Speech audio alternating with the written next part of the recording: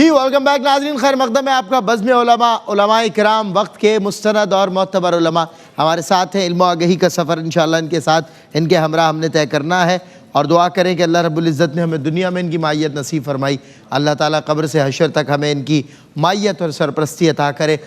ظاہر راہ ہدایت پہ خود بھی چلنا، پھر دوسروں کو بھی چلانا، پھر صراط مستقیم کے پیغام کو لیے ماشاءاللہ زندگی کا ایک طویل حصہ گزار دینے والے علماء الحمدللہ ہمارے سامنے ہیں۔ صاحب جسے کہتے ہیں نا، صاحب علم بھی ہیں اور صاحب عمل بھی ہیں، اور ان کی وجہ سے دنیا عمل کے میدان میں آ رہی ہے۔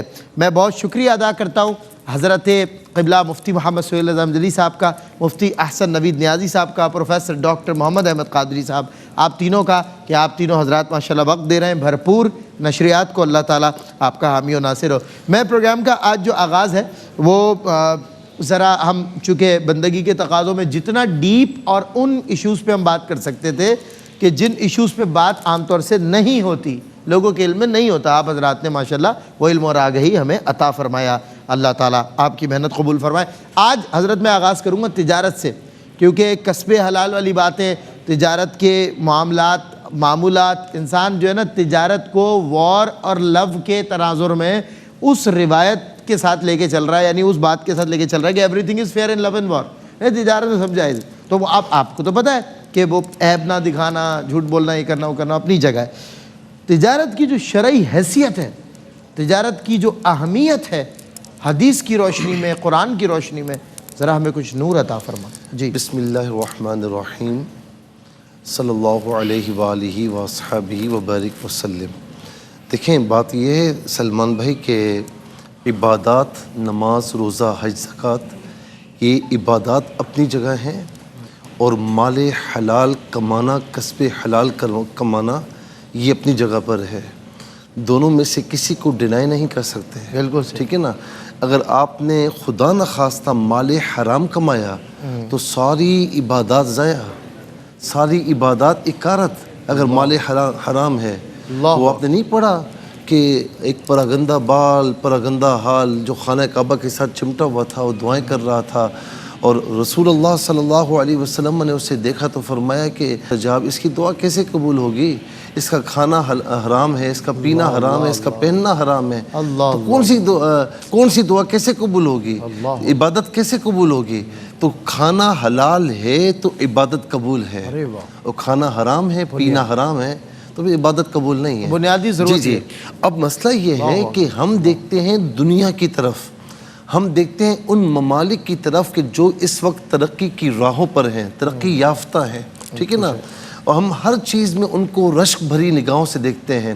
ان کا جو مال کمانے کا سسٹم ہے، تجارت کا سسٹم ہے، چونکہ وہ مادیت پسند ہیں، تو وہ اس کی آڑ میں، یعنی جہاں پر وہ دیکھتے ہیں کہ نفع ہے، نفع مل رہا ہے، تو نفع کے آگے وہ پھر کسی کا کچھ نہیں دیکھتے، نفع ملنا چاہیے، مادیت پسند ہے۔ لیکن ہم جو مسلمان ہیں، ہم مادیت پسند نہیں ہونے چاہیے، ہم بے لگام بھی نہیں ہیں۔ شریعت مطہرہ نے یوں سمجھ لیجیے کہ ہمارے لیے حدود مقرر کی ہیں کہ یہ حد ہے، اس سے آگے نہیں بڑھنا۔ اب آپ دیکھیں بے کا تصور نہ کہ فرمایا گیا کہ مبادلۃ المالی بالمالی بالتراضی، یہاں بات ختم ہو جاتی ہے بالتراضی میں، فرمایا کہ مال کے بدلے میں مال ہے، ٹھیک ہے نا، مال کے بدلے میں مال، سمجھنے کی بات ہے، بالتراضی، رضامندی کے ساتھ، اللہ اکبر، رضامندی کے ساتھ۔ اچھا اب اس میں جھوٹ بھی نکل گیا، اب اس میں خیانت بھی نکل گئی، بالکل، اب اس میں دھوکہ دہی بھی نکل گئی، اب اس میں رشوت بھی نکل گئی، سود بھی نکل گیا، ملاوٹ، یہ ساری چیزیں خود بخود خارج ہو گئی بالتراضی۔ اور قرآن بھی یہی بیان کرتا ہے، یا ایھا الذین آمنوا لا تأکلوا اموالکم بینکم بالباطل الا ان تکون تجارۃ عن تراض منکم۔ اے ایمان والو، آپس میں ایک دوسرے کا مال باطل طریقے سے نہ کھانا، غضب کرنے کے ساتھ نہ کھانا، دھوکہ دہی کے ساتھ، جھوٹ کے ساتھ، خیانتوں کے ساتھ، یا چوری کر کے یا ڈاکہ زنی کر کے، یہ سارے راستے تمہارے لیے مسدود کر دیے گئے، یہ سارے راستے بند ہیں۔ اب تم آپس میں تجارت کر سکتے ہو، باہمی رضامندی سے مال کما سکتے ہو، یہ تمہارے لیے جائز ہے۔ اور میں یہاں پر یہ بھی کہوں گا کہ دنیا میں نا اس نظام کے سامنے بہت سے نظام آئے، کیپٹلزم آیا، اچھا کمیونزم آیا, سوشلزم آیا, یہ سارے نظام آئے, کچھ تو زمین بوس ہو گئے, کچھ ہونے کو ہیں. کیپٹلزم میں کیا ہوتا ہے, مین چیز کہ افراد جو ہوتے ہیں نا وہ نفع دیکھتے ہیں, افراد کا نفع دیکھا جاتا ہے, باقی ساری ثانوی حیثیت ہے. یہاں پر افراد کا نفع نہیں دیکھا جاتا, یہاں پر یہ دیکھا جاتا ہے کہ صرف افراد کا نفع نہیں, جو مال بیچ رہا ہے اس کا بھی نفع ہو, جو لے رہا ہے اس کا بھی نفع ہو, کسی کو دونوں میں سے نقصان نہ ہو. اچھا سوشلزم کی طرف آ جائے, کمیونزم کی طرف آ جائے, بالکل آخری بات میں کر رہا ہوں. تو سوشلزم اور کمیونزم میں کیا ہوتا ہے کہ کسی کو مالک نہ رہنے دیا جائے, بلکہ کیا کیا جائے کہ ہر چیز کو یوں سمجھ لیں کہ نیشنلائز کر دیا جائے. ٹھیک ہے نا, یہ بالکل جائز نہیں ہے بھائی. حدیث پاک میں ہے کہ آپ کسی کی ایک زمین کا ایک حصہ بھی آپ اگر ہتھیار لیتے ہیں, فرمایا کہ قیامت کی روز 7 توق پہنائے جائیں گے. کون برداشت, 7 زمینوں کی توق پہنائے جائیں گے. اسی لیے یہ دونوں سسٹم جو میں نے عرض کیے نا, تینوں سسٹم, یہ ان تمام کی اسلام نفی کرتا ہے. کیوں کہ کسی میں ذاتی فائدہ ہے, کسی میں دولت چند ہاتھوں میں مرکوز ہے, اور کسی میں قومیہ لیا جاتا ہے, نیشنلائز کیا جاتا ہے. ان تمام چیزوں کو رد کرتا ہے اسلام. اسلام یہ کہتا ہے کہ تم جب مال بیچو, مال خریدو, سیل کرو, پرچیز کرو, دونوں کا فائدہ ہونا چاہیے. کسی کو دھوکہ نہیں ہونا چاہیے, کسی کو نقصان نہیں ہونا چاہیے. اور پھر کہتا ہے جب تم نے مال کما لیا نا, اس مال پر سانپ بن کر نہ بیٹھو. حق للسائل والمحروم, یہ سائلین و محروموں کا حق ہے, اس کو آگے پیش کر دو اور آگے صدقہ جاریہ کرو. کیا بات ہے. اس میں رمضان مبارک کے تمام تر پیغامات مل گئے لوگوں کو جو تجارت کر رہے ہیں. میں آپ کو سچی بات بتا رہا ہوں, 3-4 روز پہلے کی بات ہے کہ میں فروٹ, آپ لوگ کا بھی اتفاق ہوا ہوگا, میں رک گیا ایک فروٹ کی ریڈی پر, اور میں نے اس سے جب لسٹ اٹھائی فروٹ کی تو اس کے ریٹ میں اور اس کے ریٹ میں بہت زیادہ فرق تھا. میں نے جب اس سے کہا بھائی یہ لسٹ کمشنر کی رکھی ہوئی ہے, تم کیوں اس کے اگینسٹ جا رہے ہو؟ اس نے کہا آپ مجھے, میرے ساتھ منڈی ہے, لسٹ لے کے چلیں, مجھے جس بھاؤ میں مل رہا ہے میں اس سے تھوڑا بڑھا کے بیچ رہا ہوں, میں کیا کروں جب مجھے پیچھے سے ہی نہیں مل رہا. تو بہرحال یہ ایک لیگیسی ہے جسے ہمیں فالو کرنا تھا اور ہم نے چھوڑ دیا. یہی وجہ ہے کہ اللہ کی رحمتوں نے بھی پھر ہمیں چھوڑ دیا. تو میں جناب مفتی صاحب قبلہ آپ سے کسب حلال کے جو فوائد ہیں اس کے میں قرآن و حدیث کی روشنی میں سمجھنا چاہتا ہوں کہ اس کے بینیفٹس کیا ہے, جو آج کل میں نے آپ کو مثال دی کہ لوگ اس کے بینیفٹس بھول چکے ہیں, کسب حلال کے فائدے بھول چکے ہیں. بسم اللہ الرحمن الرحیم, صلی اللہ علیہ حبیب محمد وعلی آلہ وصحبہ وبارک وسلم. دیکھیں تجارت اور بالخصوص کسب حلال چاہے کسی بھی شیپ میں ہو, کسب حلال کے مختلف ذریعے ہیں, ان ذریعوں میں سے ایک ذریعہ تجارت ہے. ویسے کسب حلال کا ایک ذریعہ جو ہے وہ زراعت بھی ہے, کسب حلال کا ایک ذریعہ اجارہ بھی ہے. جب بھی ہم جو ہے وہ نظر کریں گے نا, تفصیلی انالیسس کریں گے, تجزیہ کریں گے, تو ہمیں ذرائع آمدنی جو ہے یہ 3 نظر آئیں گے. اسباب بہت سارے ہیں لیکن بنیادی جو پروڈکٹیو ہیں وہ 3 یہ چیزیں ہیں, ایک تجارت, دوسری زراعت, تیسرا اجارہ. بالکل صحیح. ان تینوں کو بطور پیشہ اگر دیکھا جائے تو بطور پیشہ ان میں سب سے افضل تجارت ہے. صحیح. حضور جان عالم صلی اللہ تعالی علیہ وسلم نے بھی تجارت فرمائی ہے. سرکار علیہ السلام کا جو مبارک طریقہ ہے, ظاہری بات ہے وہ سارے طریقوں میں سب سے افضل ہے. ہاں اجارہ جو ہے وہ ایک امر خارج کی بنا پر اجارہ افضل ہو جاتا ہے بعض اوقات تجارت سے. وہ امر خارج یہ ہے کہ اگر اجارہ ہو دینی امور کا, ایسا اجارہ ہو کہ جس کے اندر دین کا فائدہ زیادہ ہو, تو پھر اس خارجی امر کی بنا پر اجارہ افضل ہو جائے گا محض تجارت سے. لیکن جب بطور پیشہ دیکھا جائے, دینی فائدے سے قطع نظر محض بطور پیشہ جب نظر کریں گے, تو سب سے افضل جو ہے اس پر تصریح ہے علماء کرام کی کہ سب سے افضل بطور پیشہ تجارت ہے. اور حضور جان عالم علیہ السلام کا مبارک پروفیشن جو ہے وہ بھی تجارت تھا. سرکاری تجارت فرماتے تھے, حضرت خدیجہ کو متاثر کیا, اور آپ کی تجارت نے تو خیر دنیا کو متاثر کیا. آپ کی تجارت کے کیا کہنے. اور تجارت تاجروں کے لیے جو فوائد بیان ہوئے, خود حدیث شریف ہے سنن ترمذی کی, کہ حضور جان عالم علیہ السلام نے ارشاد فرمایا, التاجر الصدوق الامین مع النبیین والصدیقین والشہداء. سچا اور امانت دار تاجر محشر کے روز نبیوں, صدیقوں اور شہیدوں کے ساتھ ہوگا. یعنی جو تاجر دنیا میں تجارت کرتا ہے, اگر وہ سچ سے کام لیتا ہے, امانت داری سے کام لیتا ہے, اپنے شعبے کے ساتھ مخلص ہے, اور جو شرعی رہنمائی اپنے شعبے کے حوالے سے موجود ہے, اللہ اور اللہ کے رسول کے جو احکام ہیں ان کو پامال نہیں کرتا, تو اسے اس کا صلہ یہ ملنا ہے کہ بروز محشر وہ اللہ کے نبیوں کے ساتھ ہوگا, اللہ کے صدیقوں کے ساتھ ہوگا, اور اللہ کے نام یافتہ بندے شہیدوں کے ساتھ ہوگا. یہ آپ اس کا اجر دیکھیے. حدیث شریف ہے, حضور جان علیہ السلام سے پوچھا گیا, ایُّ الکسب اطیب, سب سے اچھی کمائی کون سی ہے؟ تو سرکار صاحب صاحب نے جواب میں فرمایا عمل الرجل بیدہ وکل بیع مبرور، آدمی کا اپنے ہاتھ سے کام کرنا، اور ہر مبرور بے یعنی ہر سچی بے، وہ بے جس میں دھوکہ نہ ہو، جس میں فریب نہ ہو، جس میں فراڈ نہ ہو، جس میں جھوٹ نہ ہو، تو یہ بے کا فائدہ ہے۔ اچھا ایک روایت مشہور ہے، کہا جاتا ہے القاسب حبیب اللہ، کمائی کرنے والا اللہ کا دوست ہے، اللہ کا پیارا ہے۔ تو ایک بات اصولی یہ سمجھ لیں کہ یہ جو روایت ہے پورے جو دستیاب ذخیرہ حدیث ہے، کتب حدیث میں یہ روایت کہیں نہیں ہے، تو بطور حدیث تو اس کو بیان کرنا جائز نہیں، لیکن ہم اگر اس کے معنی اور مفہوم کو دیکھیں تو معنی اور مفہوم اس کا بہرحال اپنی جگہ پر درست ہے کہ وہ بندہ جو اپنے ہاتھ سے کمائی کرتا ہو، لوگوں سے دستے سوال لوگوں کے سامنے دراز کرنے سے بچنے کے لیے، اللہ کی رضا کے لیے، اور اس کے اندر سارے تقاضے جو شرعی ہیں وہ بجا لاتا ہے، تو یقیناً وہ اللہ کا پیارا ہے۔ جیسے کہ وہ حضرت عثمان کا قول ہے نا، دینے والا ہاتھ لینے والے سے بدرجہ ہے۔ بالکل، یقیناً وہ اللہ سخاوت ہے نا، تو سخاوت کیسے کرے گا؟ سخاوت تبھی کرے گا جو سخاوت کے اتنے فضائل ہیں کہ جب کمائے گا، جب اس کے پاس جو ہے وہ مال حلال وافر مقدار میں ہوگا تو ہی وہ آگے سخاوت کرے گا نا۔ دل بھی ہونا چاہیے، لیکن دل کے ساتھ جو ہے وہ ہاتھ میں بھی کچھ ہونا چاہیے۔ حضرت سفیان ثوری رحمہ اللہ نے فرمایا تھا نا کہ پہلے زمانے میں لوگ مال کو برا سمجھتے تھے، اب جو ہے یہ مال مومن کی ڈھال ہے، اگر یہ مال نہ ہو تو جو ملوک ہیں، جو امراء ہیں، وہ ہمیں رومال بنا لیں۔ تو فرمایا جس کے ہاتھ میں یہ مال ہو فَلْيُصْلِحْ، تو وہ اس کی اصلاح کرے۔ تو اصلاح کرے سے کیا مراد ہے؟ دو تفسیریں اس کی گئیں، دو تشریحات کی محدثین نے۔ فرمایا ایک تو ان کے فرمان کا مفہوم یہ ہے اصلاح کرے کہ وہ قناعت سے کام لے، بے جا خرچ نہ کرے، نہ حق خرچ نہ کرے، اسراف نہ کرے، اور دوسرا اصلاح سے مراد یہ ہے کہ کاروبار میں لگائے، کہ کاروبار میں لگائے گا تو مال بڑھے گا، یہ مال کی اصلاح ہے۔ تو تجارت کرنے کی ترغیب دلائی گئی ہے۔ 9 حصے رزق کے، علامہ عبدالعلی قطانی رحمہ اللہ نے لکھا التراتیب الاداریہ میں 9 حصے رزق کے تجارت میں رکھے گئے ہیں، اور ایک 10واں حصہ جو ہے وہ زراعت کے اندر، زراعت میں، یعنی تجارت کو اتنی پرائرٹی ہے۔ اور ایک بزرگ سے کسی نے کہا تصوف کے بارے میں کتاب لکھ دیجئے، تو انہوں نے کتاب لکھ دی احکام بیع کے بارے میں، تجارت کے بارے میں۔ کسی نے کہا حضرت ہم نے تو تصوف کے بارے میں کہا تھا، کہا تصوف کی اصل یہی تو ہے، پاک کمائی جو ہے وہ حلال کمائی کے بغیر جو ہے تصوف کی اصل ہی نہیں ہے۔ تصوف تو شروع ہی تب ہوگا کہ جب کمائی حلال ہوگی۔ کیا اچھی بات، ماشاءاللہ، بہت خوب۔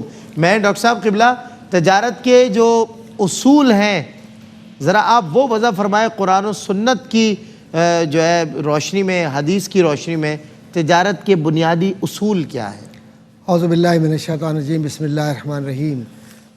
مولا صلی وسلم دائما ابدا علی حبیبک خیر الخلق کلہم، یا رب بالمصطفیٰ بلغ مقاصدنا واغفر لنا ما بدا یا واسع الکرم۔ آیات قرآنی کے حوالے سے اور احکام شریعت کے حوالے سے ہمارے برادر محترم مفتی امجدی صاحب نے جو بنیادی حوالے دیے ہیں وہ بہت زیادہ غور طلب ہے کہ غلط طریقوں سے ایک دوسرے کا مال نہ کھاؤ۔ البتہ تجارت کرتے ہو، قرآن کریم کی آیت کا مفہوم ہے، تو اس تجارت کو باہمی رضامندی کے ساتھ، ایمانداری کے ساتھ کرتے ہو تو ٹھیک ہے۔ اور وہ جو قرآن کریم کے اندر دوسری آیت میں کہ جب تمہیں پکارا جائے نماز کی طرف، اذا نودی للصلاۃ فسعوا الی ذکر اللہ، اور اس کے بعد جو دوسری اس طرح استعمال ہوئی ہے کہ جو یہ خرید و فروخت اور یہ جو دنیاوی معاملات ہیں اور یہ جس میں تم اپنے آپ کو شب و روز مصروف رکھے ہوئے ہو، یہ سمجھ کر کے زندگی یہی ہے، چھوڑ دو اسے۔ اللہ اکبر۔ تو پتہ چلا کہ تجارت پابند ہے ذکر اللہ کی۔ اللہ اکبر، اللہ اکبر۔ تو جو تجارت اللہ کے ذکر کی پابند نہ ہو وہ مطلقاً آپ سمجھ سکتے ہیں کہ کیا ہے۔ اللہ اکبر۔ اور جس ذکر میں اللہ کے یاد ہو اور تاجر اللہ سے ڈرتا ہو، جس میں خشیت ہو، تو وہ تجارت عبادت ہے جو رسول کریم صلی اللہ علیہ وآلہ وسلم نے کی۔ بھائی واہ، سبحان اللہ، اب سبحان اللہ۔ بہت ساری احادیث ہیں جو ذہن میں ہیں۔ ایک شخص تھا، ایک مفہوم بیان کر رہا ہوں حدیث کا، کہ حضور پرنور صلی اللہ علیہ وآلہ وسلم نے فرمایا کہ ماضی میں، گزشتہ زمانے میں ایک شخص تھا، اس کے پاس موت کا فرشتہ آیا اور پوچھا کہ کچھ نیکی کی ہے، کوئی کام کیا نیکی کا؟ کہا مجھے یاد تو نہیں پڑتا، لیکن ہاں اتنا ضرور ہے کہ میں تجارت کرتا تھا، اور تجارت میں اگر کوئی مجھ سے مہلت مانگتا اور وہ صاحب ثروت بھی ہوتا تب بھی میں مہلت دے دیتا اسے، اور میں یہ دیکھتا کہ یہ صاحب ضرورت ہے یا یہ مشکلات میں ہے اور تجارت کر رہا ہے تو میں اسے معاف کر دیتا تھا اپنا پیسہ. اللہ اکبر. تو اللہ کے نبی صلی اللہ علیہ وآلہ وسلم نے فرمایا کہ اللہ تعالیٰ نے اسے جنت میں داخل کر دیا. اللہ اکبر. رعایت اور مہلت دینے پر، یعنی جی مہلت دینا، برتنا. یہ رویہ ہے. دیکھیے تجارت اصل میں پیسے تو سبھی کما لیتے ہیں نا. پیسے کمانے میں کیا ہے، پیسہ تو راہ چلتے لوگ بھی کما لیتے ہیں. صحیح بات.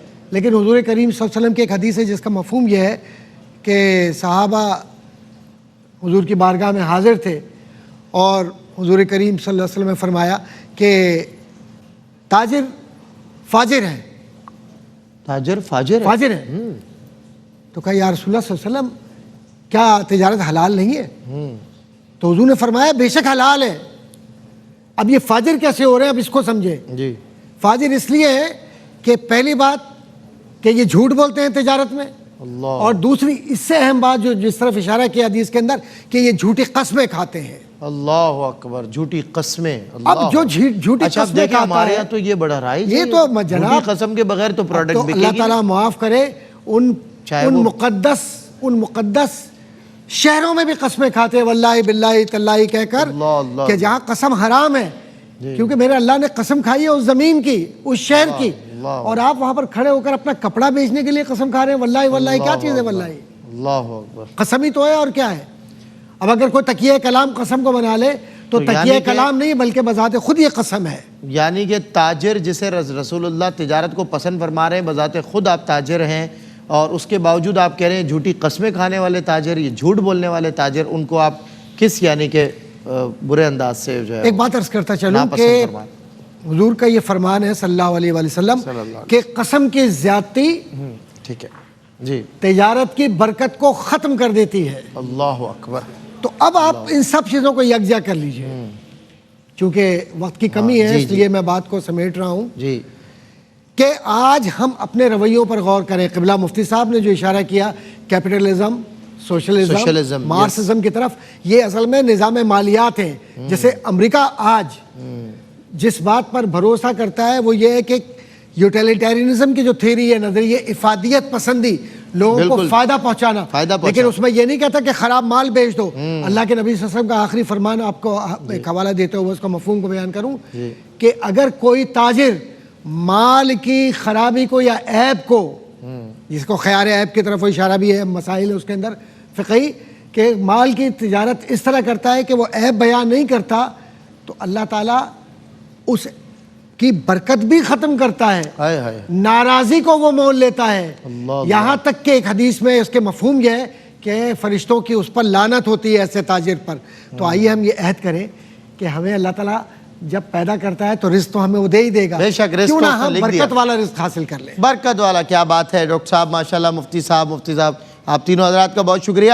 اور آج میں ڈاکٹر صاحب بھی میرے ساتھ تائید کریں گے، ایگری کریں گے، آج دنیا میں جو ترقی یافتہ ترین ڈیجیٹل تاجر ہے جن میں امیزون ایک بہت بڑا نام ہے، کیا وجہ ہے؟ ناٹ اونلی دیئر پروڈکٹیوٹی، بلکہ انہوں نے اس کوالٹی کو مینٹین کیا کہ اگر غلطی سے ان کے پلیٹ فارم سے کوئی خراب چیز یا عیب دار چیز کہیں پہنچ گئی تو انہوں نے کئی دنوں کے بعد بھی اسے مکمل واپس لے کر مکمل کلیم کیا. امریکہ کا ہمیں فالو کیا. امریکہ کا یہ اصول ہے آج بھی جو ہم سے لیا ہے کہ آپ اگر صحیح چیز بھی اور واپس کر رہے ہیں وہ ریزن نہیں پوچھیں گے کیوں کر رہے ہیں، وہ آپ کو پیسہ واپس کر دیں گے. پیسہ واپس کر دیں گے. یہ لیگیسی ہم نے کیا کیا، یہ میرے سرکار کا فرمان ہے، میرے سرکار کا طریقہ تجارت ہے، لیکن ہم نے اغیار کو دے کر انہیں کامیابی کی طرف پہنچا دیا اور خود ناکام، اور ہم شیطان کی لعنت میں آ گئے. بالکل. اور ہم نے جھوٹ فریب جھوٹی قسموں کے ساتھ اپنی جو ہے زندگی کو آلودہ کیا، اپنے مال کو آلودہ کیا. انہوں نے ہماری لیگیسی کو، ہمارے پیارے نبی کی لیگیسی کو فالو کیا. وہ جو تجارت کا ایک الگوریدم بنایا تھا ہمارے آقا کریم صلی اللہ علیہ وسلم نے، اسے فالو انہوں نے کیا اور آج وہ کہاں پہنچ گئے اور ہم اسے فالو نہیں کر رہے، اس لیے کہیں پہنچ نہیں پا رہے، وہیں کے وہیں کھڑے ہیں. مٹتے ہوئے اسلام کا پھر نام جلی ہو. لازم ہے کہ ہر فرد حسین ابن علی ہو. بریک کے بعد ہوتی ہے آپ سے ملاقات. ہمارا اتنا تمہارا شان رمضان ہے، مومنوں کے دل کا اجالا شان رمضان.